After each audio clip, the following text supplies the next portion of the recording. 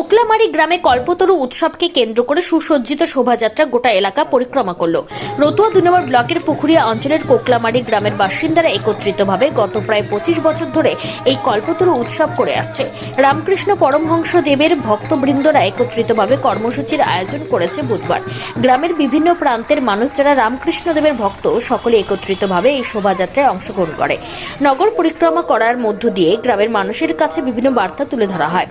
সর্বস্তরে মানুষের সহযোগিতার মধ্য দিয়ে যে সমস্ত উৎসব সম্পন্ন করতে কর্মসূচি সেগুলি পালন করা হচ্ছে। রামকৃষ্ণ পরমহংস দেবের ভক্তবৃন্দ এই কল্পতরু উৎসবকে কেন্দ্র করে গোটা এলাকা জুড়ে নগর পরিক্রমা করার মধ্য দিয়ে শোভাযাত্রায় অংশগ্রহণ করে।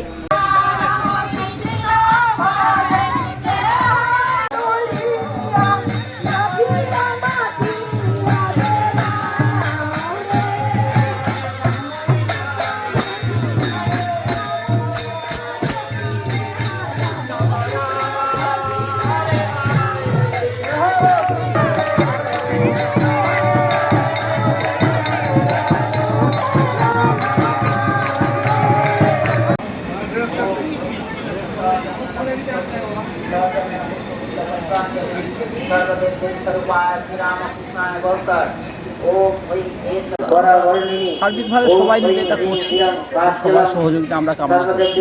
এবং এই বিষয়ে আমাদের শ্রদ্ধেয় মহারাজ রামকৃষ্ণ মিশন থেকে উনি এসছেন, উনি কিছু কথা।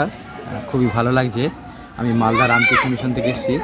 এটা 25 বছর কল্পতরু উৎসব শুরু হয়েছে, উদযাপনে চলছে।